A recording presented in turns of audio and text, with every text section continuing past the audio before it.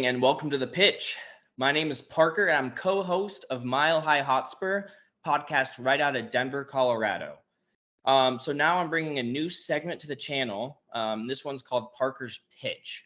So if you're new to the channel, please hit the like button and subscribe for me. That would be much appreciated. So basically this channel, this segment of this channel is just going to be a quick prediction of the weekend's game for Spurs. So the only way to do that is, I think, to bring on somebody from the other team.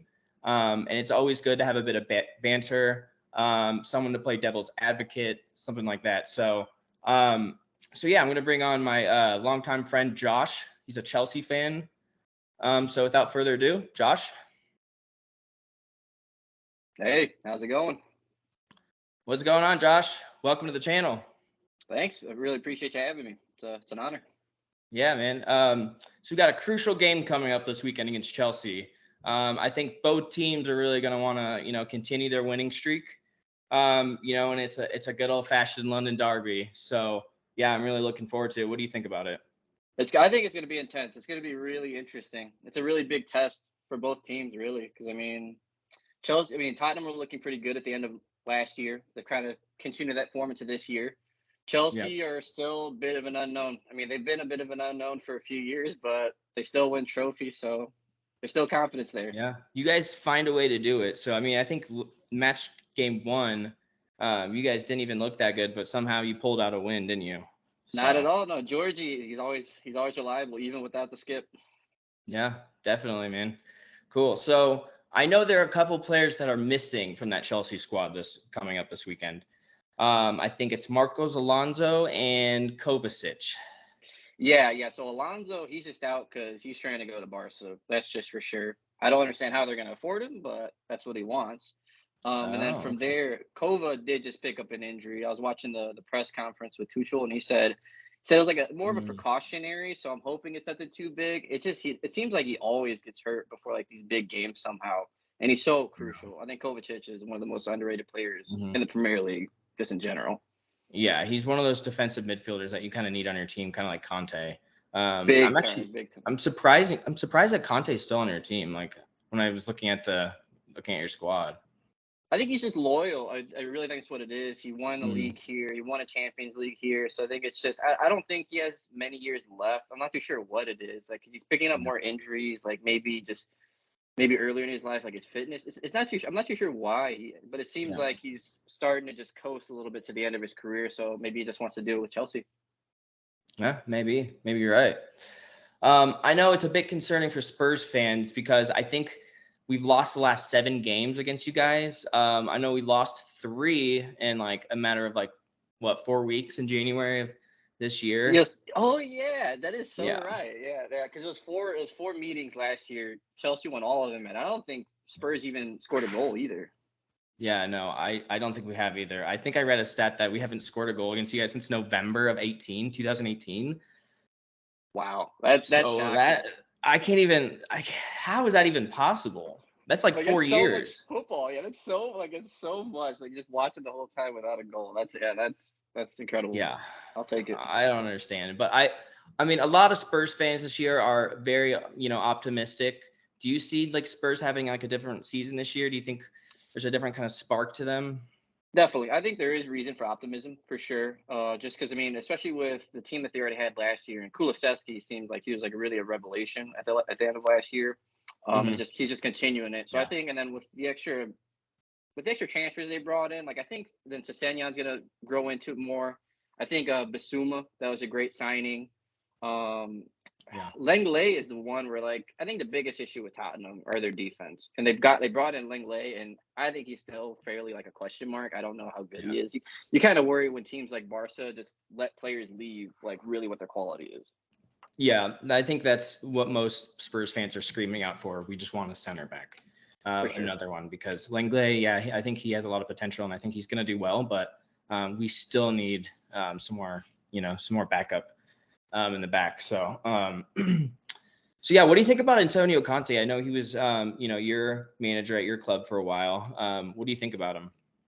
I think I think for sure, mostly positive. I look back on it really positive because obviously we won a lot. It's kind of hard with how it ended, with all the whole like Costa Fabregas situation, and then Yeah. just him like demanding all that money at the end. I mean, but to be fair, he was entitled to it, so I can't blame him too much. It's just with all that, like I want to say overwhelmingly good, but the one thing I can just remember the most is how boring the games were. Like so Really? boring. But we would always win, but just like it was not enjoyable football at all. Really? Yeah, But Conte always gives you a reason to jump up out of your seat and for sure. celebrate goals. So, yeah, I think players really starting to like follow his system at Tottenham. It took a little bit. I think we lost some games in the beginning, but I think eventually, players really start to work off him. So, yeah. So, what do you think about the benches for this game? I know Tottenham got a decent amount of like squad depth this summer. So I think we have a pretty good bench. What do you think about Chelsea's bench, and what do you think about that? Chelsea's bench is really interesting because I mean obviously it depends on who starts because I'm really curious to see with going into this game what the front three looks like. I feel like mostly the defense and midfield are fairly set in stone, but like especially at the end of the game against Everton, Armando Broja came on, and he played for Southampton last year, and it seemed like Okay. people were screaming for him like he needs to come back, try and fight for his place at Chelsea. So I think if he starts, that would be interesting, but most likely he'll probably start on the bench. So I think that'll be somebody big off the bench. Another Yeah. one is Pulisic, which is like the same thing that he did for Tuchel at Dortmund, where he just always came off the bench and did something. Yeah. But then other than that, it's just like Ruben Loftus-Cheek. I still think he's pretty good, but it seems he's Yeah. not reaching his potential. And then Conor Gallagher is an interesting one, but I don't think he actually fits our team. Oh, interesting. Yeah. I mean, I was thinking about your bench, and I think Tottenham, have a better bench, has stronger bench. I think we have Richarlison, Perisic that are just going to sit on our bench. So, I think from an offensive point like perspective, for sure. But it's just defensively, Chelsea are just miles ahead, I think. yeah, definitely. Yeah, going back into the Pulisic conversation. I mean, what do you think is going on with him? Do you think he, had like some sort of falling out with Tuchel, or because he's obviously a quality player and world class almost. So like, I know we're both Americans, so we're kind of a little Yeah. partial towards him, but I think a lot of the fans want to know what's going on with him.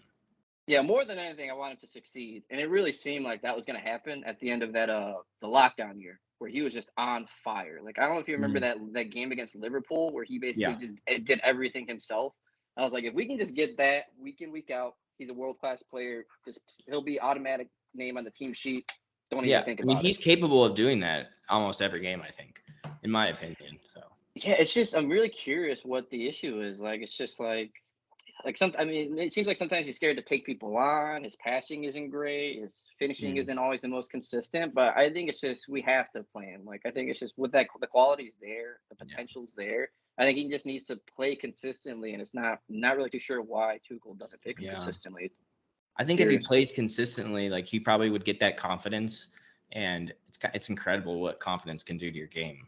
It Exactly, and changes I think it's everything. what he got. I think it's what he got at the end of that lockdown year, which just like he was just Mhm. so confident. He was just taking on. I mean, he was taking on the entire Liverpool defense without like Yep, second he did it without a second all. thought. That's Mhm. right.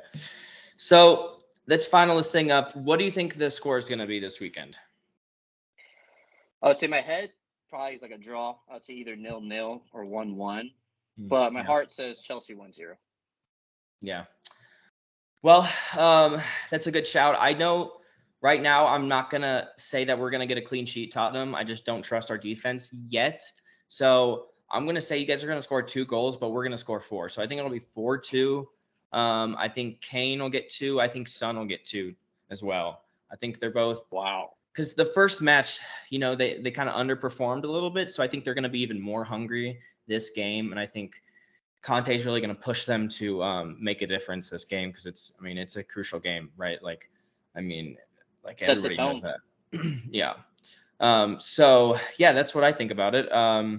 So anyway, I think that pretty much wraps it up. So yeah, Sounds thanks great. for coming on, talking about Chelsea for a little bit. Thanks for having me. Really appreciate it. Yeah, no problem, man. So yeah, you guys don't forget to subscribe and like, and I'll be back next week. Until then, goodbye. Take it easy.